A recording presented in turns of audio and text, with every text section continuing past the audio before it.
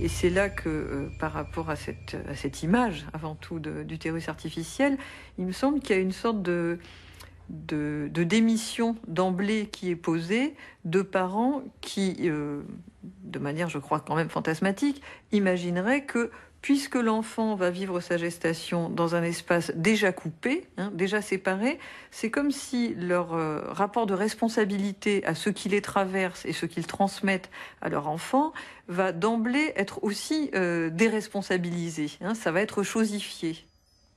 Si on a un minimum d'honnêteté intellectuelle et un peu de travail de terrain, on voit dans l'expérience que nous sommes impactés par la mémoire généalogique. C'est un fait incontestable. L'enfant qui arrive, il est un peu comme le creuset dans lequel se déversent les informations de deux lignées qui, pour peu qu'on remonte sur quelques générations, totalisent déjà au minimum plusieurs dizaines d'individus. Donc autant dire que chaque individu qui naît est à l'image d'une sorte de bibliothèque généalogique d'informations pas seulement génétiques, mais également psychologiques, événementielles, sociologiques, et qui semble absolument capable, comme le montre n'importe quel travail de généalogie sur plusieurs générations, d'être activé.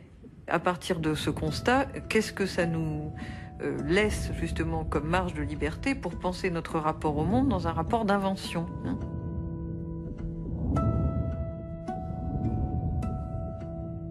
S'inventer humain, toujours plus humain et unique. Bientôt 7 milliards d'individus sur la Terre et pas deux qui soient identiques. Dans un utérus artificiel, sans lien corporel avec sa mère, le bébé pourra-t-il se développer sereinement, sans défaut? S'il grandit dans une boîte, sur une étagère, sera-t-il encore un être humain? Un enfant est aussi le résultat de tout un inconscient transgénérationnel, d'une histoire. Mais comment cela se transmet-il? Comment passent dans le corps ces milliards d'informations non palpables qui tout façonnent? À l'Institut de neurobiologie de la Méditerranée, à Marseille, le docteur Benari et son équipe s'interrogent sur ces liens subtils. Ils étudient le développement du cerveau du fœtus afin de décoder le dialogue hormonal entre la mère et son bébé. Dans ce labo, une de nos domaines d'expertise, c'est de travailler sur des tranches de cerveau maintenues en survie artificielle.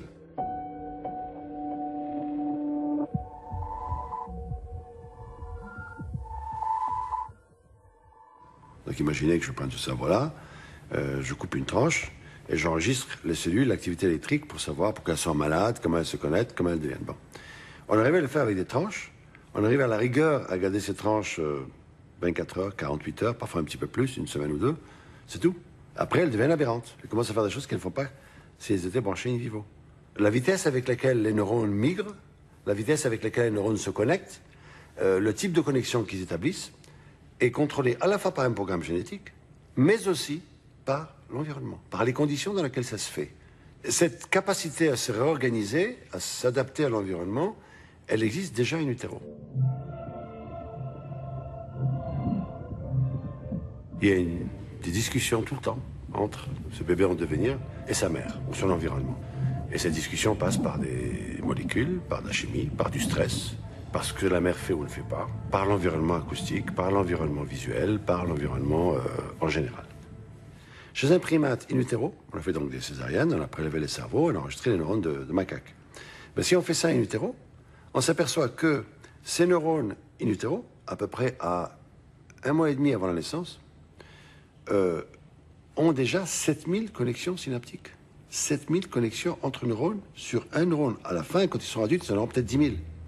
Donc, c'est pas une boîte noire qui fait rien. C'est une boîte noire qui comprend, qui a besoin d'une activité, qui répond et qui bouge, etc. etc. Et ça, c'est pas quelque chose qui est fabriqué automatiquement. Donc, la construction du cerveau est une série de rendez-vous extrêmement précis qui doivent être extrêmement bien respectés. C'est-à-dire que si il y a un retard dans le rendez-vous, si un neurone ne migre pas exactement là où il doit migrer, on peut avoir retard mental, maladie, autisme, épilepsie, tout ce que vous voulez.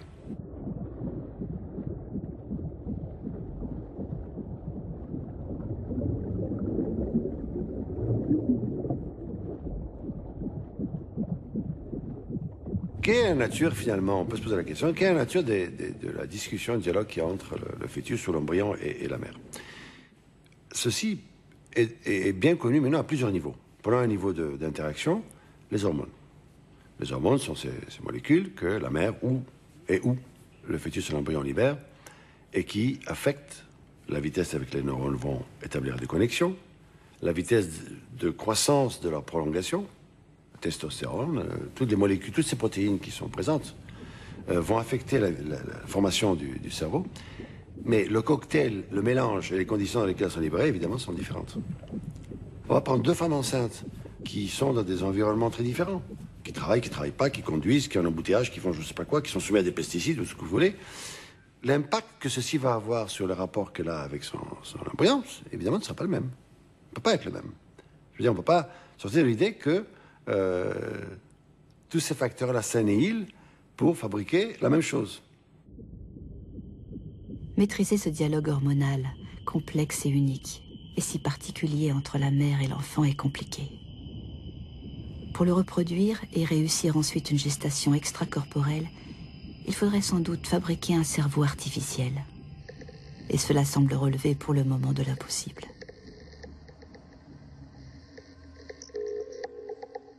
Pouponnière, salle de conditionnement, annonçait la plaque indicatrice. Le directeur et ses étudiants prirent place dans l'ascenseur le plus proche et furent montés au 5e étage. Monsieur Foster expliqua le système d'étiquetage, un T pour les mâles, un cercle pour les femelles, et pour ceux qui étaient destinés à devenir des neutres, un point d'interrogation noir sur un fond blanc.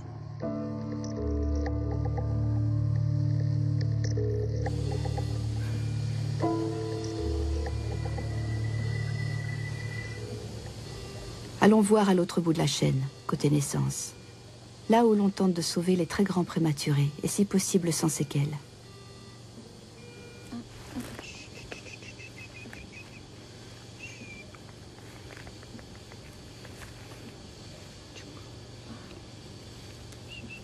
Quand un bébé naît à 5 mois, alors qu'il ne pèse que 700 grammes, on ne branche pas son cordon ombilical sur une machine, comme on l'a vu avec la chèvre japonaise. Mais il a besoin qu'on l'aide à respirer et à se nourrir. Fonction assurée en partie par des ordinateurs intelligents qui préfigurent le futur utérus artificiel.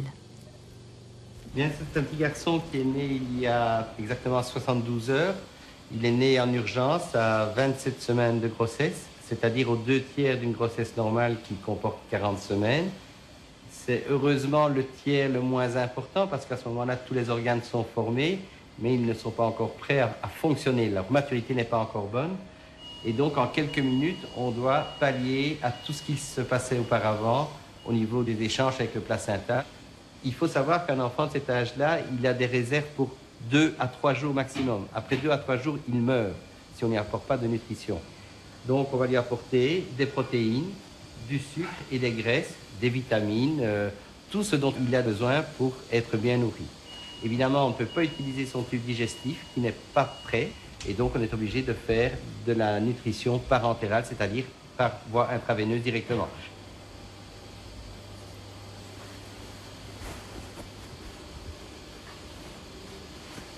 L'autre fonction essentielle qu'on doit assumer, c'est l'oxygénation du sang et l'élimination du gaz carbonique. Les poumons ne travaillent absolument pas en anténatal. Donc c'est le placenta de nouveau qui apporte l'oxygène et qui élimine le CO2. Et donc ici, on est près du respirateur qui va assurer ce qu'on appelle une ventilation assistée. Donc on va assister le bébé dans ces échanges gazeux. Pour ce faire, vous voyez que l'enfant est intubé. Il y a un petit tuyau qui passe par son nez et qui descend dans sa trachée. Et ce tuyau est connecté au générateur de pression puisque ce respirateur pousse l'air dans les poumons. Nous, on prend l'air en dépression. On fait une toute petite dépression et l'air rentre tout seul. Chez un enfant qui est malade, on va devoir pousser l'air. Donc, avec un risque toujours de traumatisme des voies aériennes qui sont très, très, très fragiles, spécialement chez des bébés de 25-26 semaines.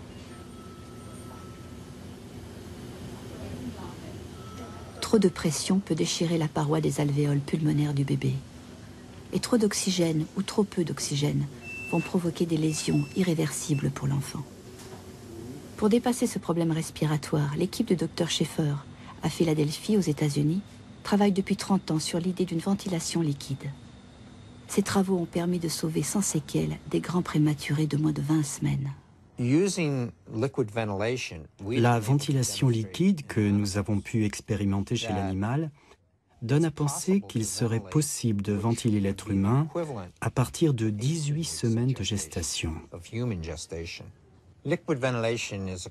Pour cette ventilation liquidienne, nous utilisons des liquides capables de dissoudre l'oxygène et le dioxyde de carbone, c'est-à-dire les gaz que nous respirons. Et comme ces liquides offrent une haute solubilité pour l'oxygène et le CO2, on peut les respirer tout comme on respire l'air.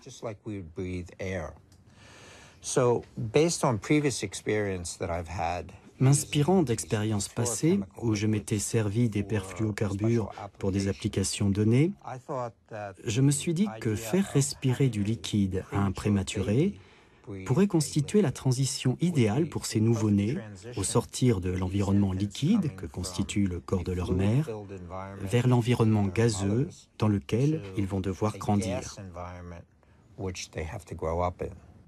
Des recherches dans le monde de la plongée sous-marine ont permis à Schaeffer de montrer qu'une souris immergée dans ce produit respire le liquide et continue à vivre sans s'étouffer. Ce procédé pourrait-il devenir un des éléments clés du futur utérus artificiel? La revue Nature a publié un article sur notre travail concernant l'utérus artificiel et rapporte l'usage que nous faisons de ce liquide.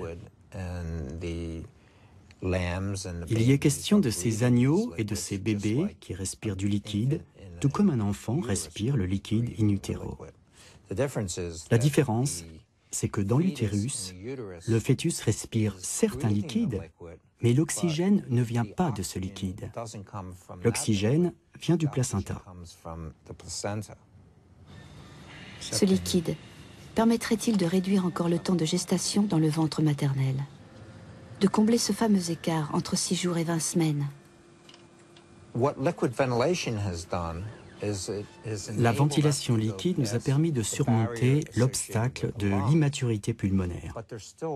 Mais ce n'est pas la seule barrière. Il y a la barrière associée au développement de la peau, au développement cérébral, au système digestif. Tous ces autres systèmes représentent des limites, eux aussi. Et les études que nous avons pu effectuer sur des animaux prématurés montrent bien que même si nous passons la barrière des poumons, les autres organes n'en continuent pas moins de poser problème. Je ne vois vraiment pas comment nous ferions pour descendre en dessous des 24 ou 23 semaines. La limite pour avorter aux États-Unis est de 24 semaines. Et c'est également l'âge auquel on peut mettre un bébé en couveuse. 2 principes moraux qui se télescopent. Renoncer à l'enfant ou le sauver à tout prix. Les groupes américains anti-avortement, économiquement puissants, voient dans l'utérus artificiel un moyen de sauver les bébés issus de grossesses non désirées. Pour d'autres, ce serait la possibilité d'offrir une maternité aux femmes sans utérus, ou encore de terminer des grossesses à problème. Ainsi, on pourrait sauver des bébés de 100 jours. Tiraillement entre science et conscience. Ce qui serait problématique, pour moi, ce serait l'application, les conditions d'application, si vous voulez, de cet utérus artificiel. À quelles conditions, eh bien, il serait légitime, souhaitable, disons, ou pas, de faire naître des bébés dans un utérus artificiel.